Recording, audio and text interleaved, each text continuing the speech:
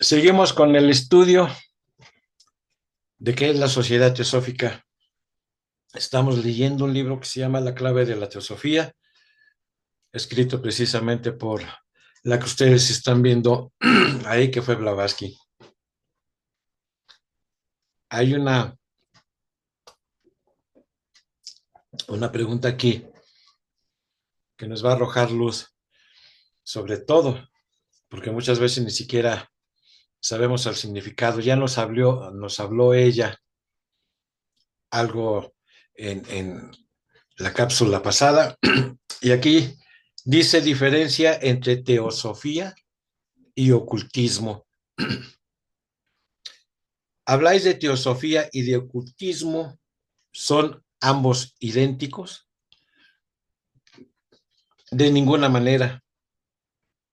¿Puede un hombre ser muy buen teósofo dentro o fuera de la sociedad sin ser en modo alguno ocultista? Pero nadie puede ser un verdadero ocultista sin ser teósofo en toda la extensión de la palabra. De otro modo, no es más que un mago negro, consciente o inconsciente. ¿Qué queréis decir? Ya he dicho que un teósofo verdadero debe poner en práctica el ideal moral más elevado. Debe esforzarse en reconocer la unidad con la humanidad entera y trabajar incesantemente para los demás. Ahora bien, si un ocultista no lleva esto a cabo, obrará de un modo egoísta para su beneficio personal, y si ha adquirido mayores poderes prácticos que los demás hombres, por lo común se convierte por esto mismo en enemigo del mundo y de los que lo rodean, mucho más temible que el simple mortal. Esto es claro. Entonces, un ocultista es sencillamente un hombre que posee mayor poder que los demás, mucho mayor si es ocultista práctico y realmente instruido, y no se contenta tan solo con serlo de nombre.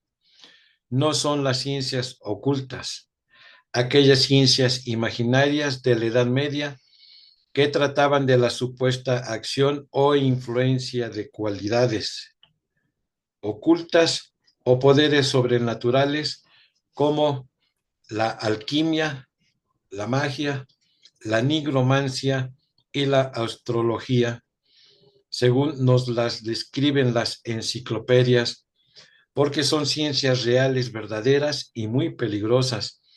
Enseñan la fuerza e influencia secretas de las cosas de la naturaleza, desarrollando y cultivando los poderes ocultos latentes en el hombre, dándole enormes ventajas sobre los mortales más ignorantes.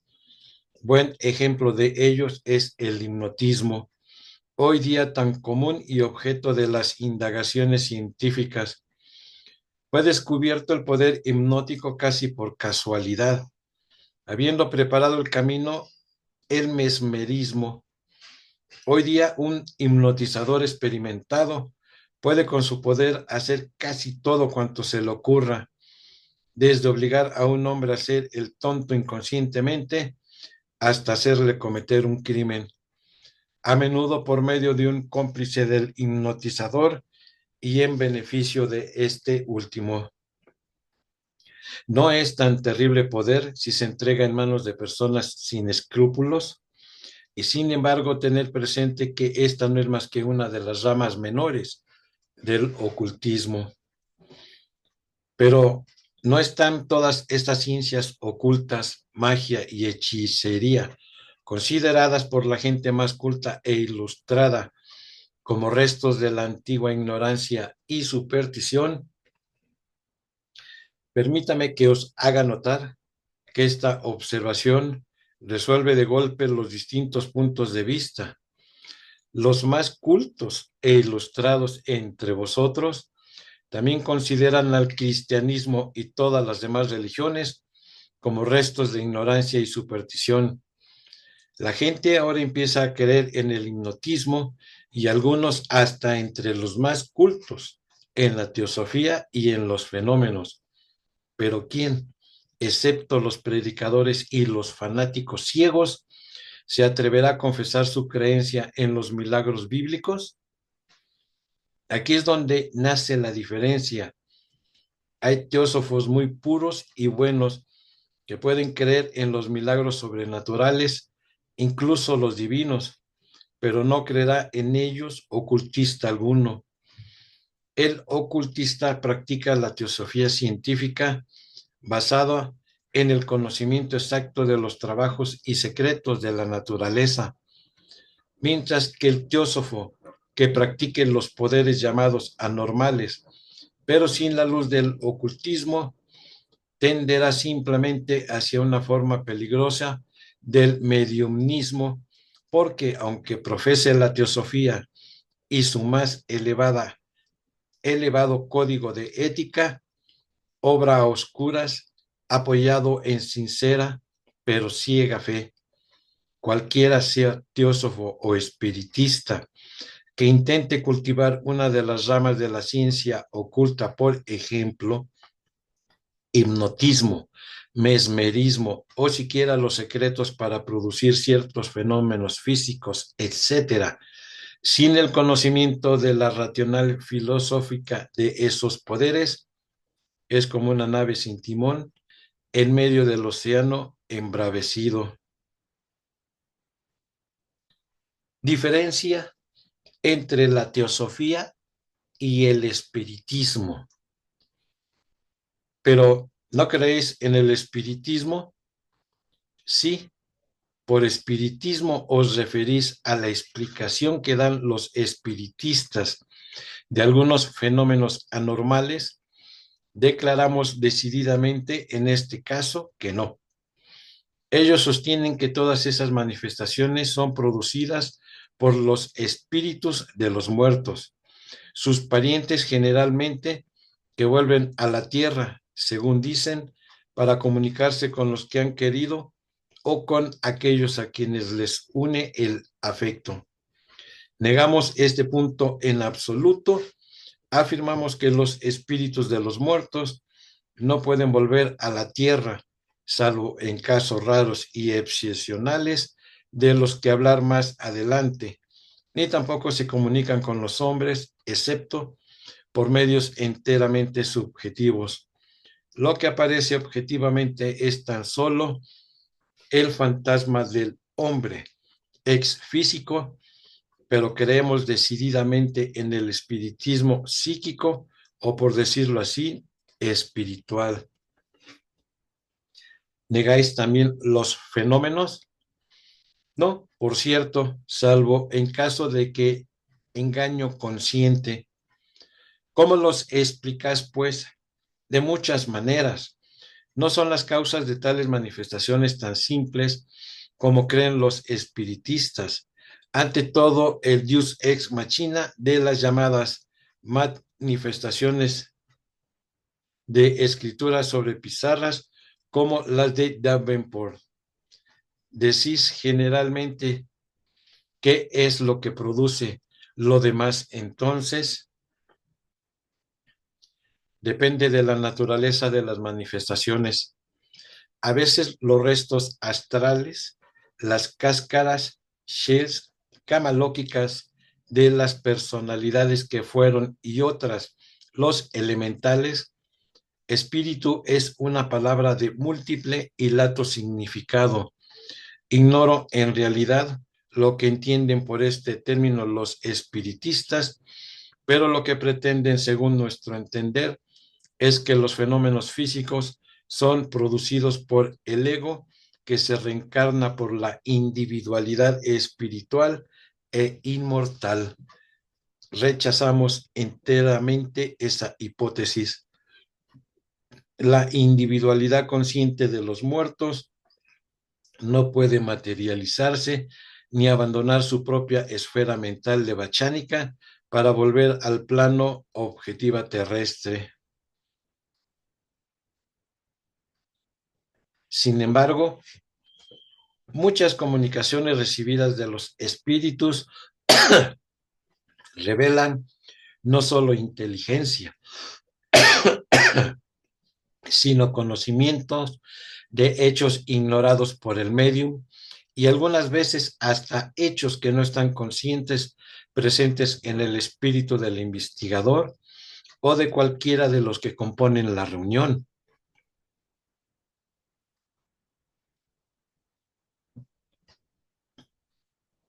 Esto no prueba necesariamente que la inteligencia y el conocimiento que mencionáis pertenezcan a espíritus o emanen de almas desencarnadas.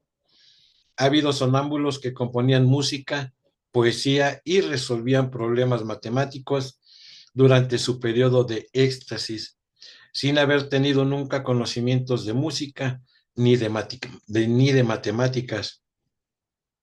Otros contestaban inteligentemente a las preguntas que se les dirigían y en varios casos hasta hablaban idiomas como el hebreo y el latín que desconocían por completo en estado de vigilia. Y todo esto mientras estaban profundamente dormidos. ¿Sostendréis que esos fenómenos eran producidos por los espíritus? ¿Cómo explicáis esto? Afirmamos que siendo la chispa divina en el hombre una e idéntica en su esencia con el espíritu universal, nuestro yo espiritual es prácticamente omnisciente, pero que por los impedimentos de la materia no debe manifestar su saber. Cuanto más desaparezcan esos impedimentos, en otras palabras, cuanto más se paralice el cuerpo físico por lo que toca a su actividad y conciencia propias e independientes, como en estados de sueño profundo, profundo éxtasis o también de enfermedad, más perfectamente podrá manifestarse el yo interior en este plano. Tal es nuestra explicación acerca de esos fenómenos de un orden elevado verdaderamente asombroso, en los que se muestra una inteligencia y un saber innegables. En cuanto a las manifestaciones de orden inferior, como los fenómenos físicos, las vulgaridades y charlas del consabido espíritu, necesitaríamos para explicar tan solo nuestras más importantes doctrinas con respecto a este punto, más tiempo y espacio del que podemos por ahora dedicar al asunto. No es nuestro deseo intervenir en las creencias de los espiritistas, como tampoco en las demás creencias.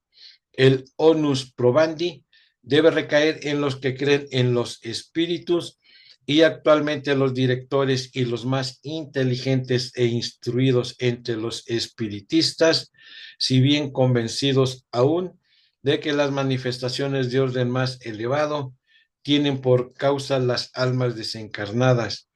Son los primeros en confesar que no todos los fenómenos son producidos por espíritus.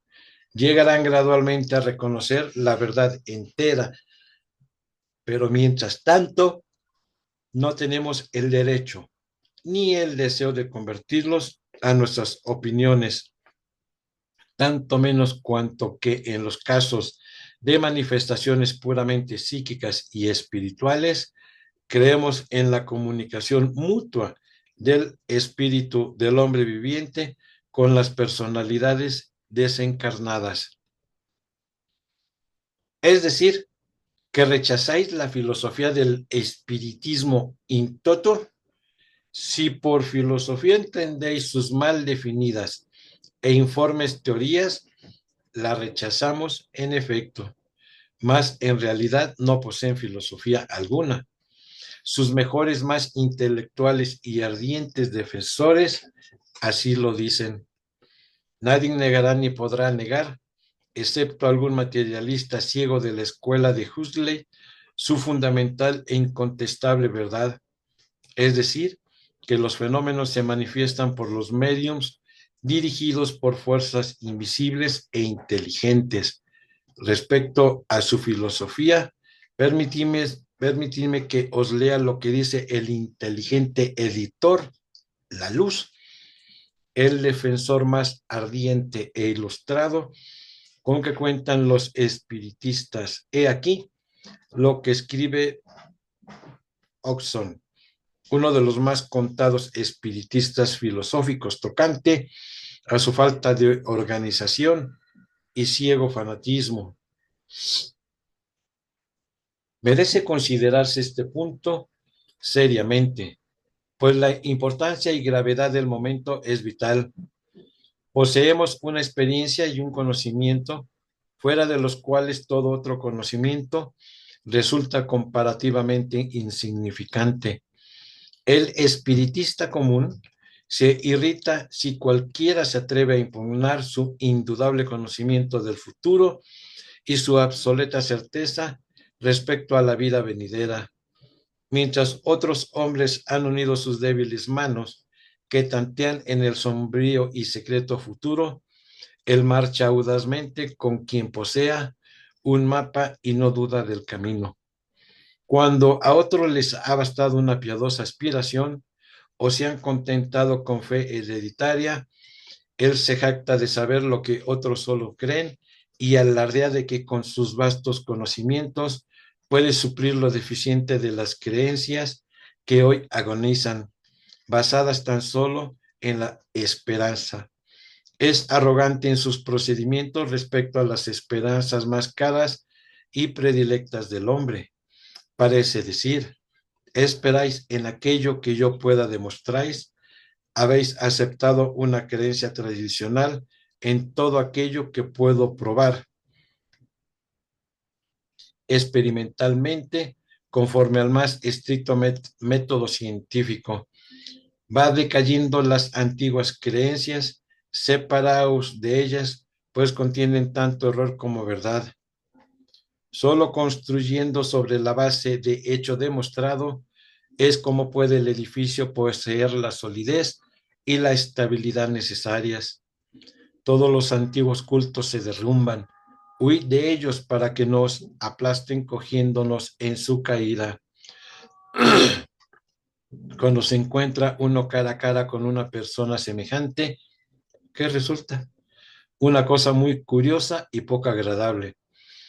Tan seguro está del terreno que pisa, que no se toma la molestia de asegurarse de la interpretación de los demás sobre sus hechos.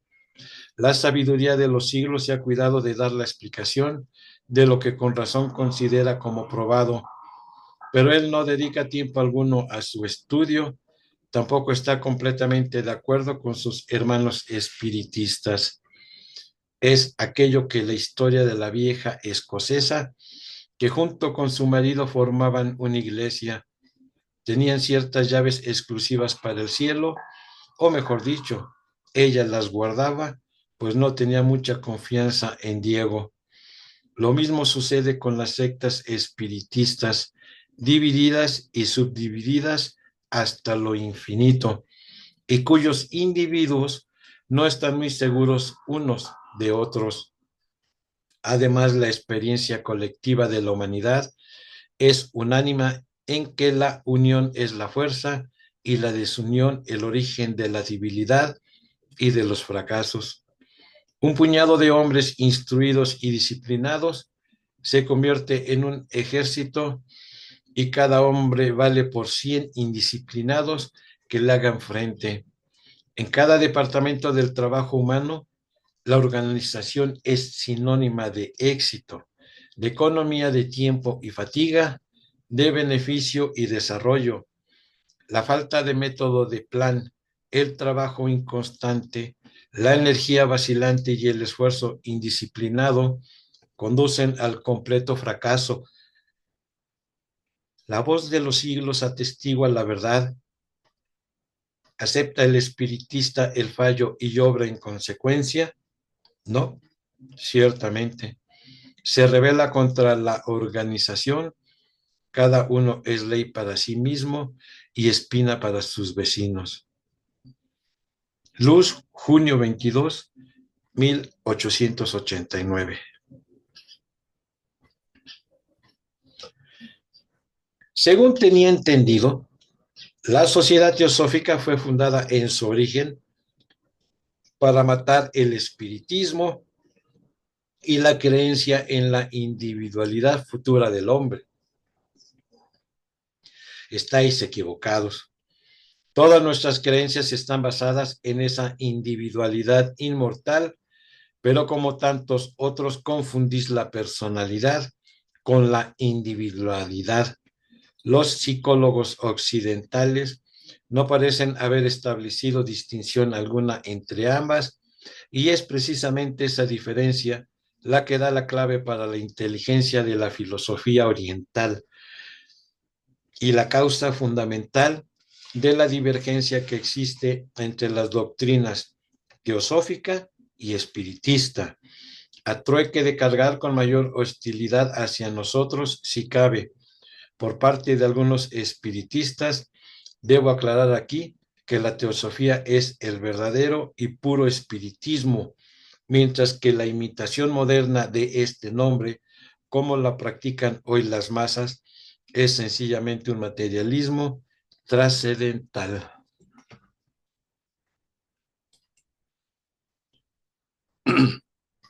Llegamos al final de esta cápsula, pero aquí menciona algo muy profundo, que es lo mismo que a las fechas nos confundimos. Dice aquí, confundís la personalidad con la individualidad. Es lo mismo que sucede en esto cuando yo digo, mencionan el ego y confundimos precisamente qué es el ego con la mente inferior. Ahí nos enfrascamos. Es muy fácil agarrar y decir el ego falso del ego verdadero, pero ¿y cuál es ese ego verdadero que nos mencionan? Es lo mismo que dice aquí. Interesante y bien explicado sobre los temas de la mediunidad. Sí, aunque ustedes no lo quieran creer, muchos de los que están escuchando esto, todavía se practica mucho esto. Y que si no creen que se practica la mediunidad, vean cómo en los programas televisivos sacan el péndulo, el agua, la ouija, etcétera, y etcétera, para que vean que esto no se ha terminado. Por eso cabe muchas veces hacer la reflexión, como dice el maestro Doctor Kuhl, reflexionen sobre esto, qué es estudiar la causa y qué es estudiar el efecto. Nosotros manejamos ciertas energías en las escuelas y ni siquiera sabemos qué estamos haciendo. Nos dicen ponte ahí, ponte aquí y lees esto y esto y esto, y pues claro que obedecemos, pues estamos en una escuela y hay un BM ahí que dirige la orquesta, bueno, pues lo obedecemos, pero no sabemos ni qué cosa realmente estamos manejando. Interesante escuchar todo esto. Como dije, no sé cuántas cápsulas vayan a hacer, porque el tema es muy interesante.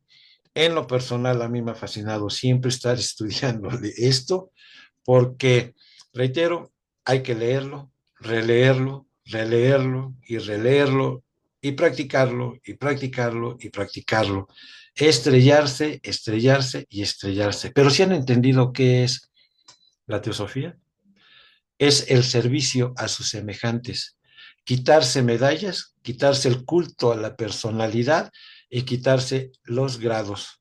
La teosofía enseña ya desde ahí el servicio humilde a la humanidad. Muchísimas gracias. Mi nombre es Eloy Bertelli, su servidor. Hasta la próxima. Gracias.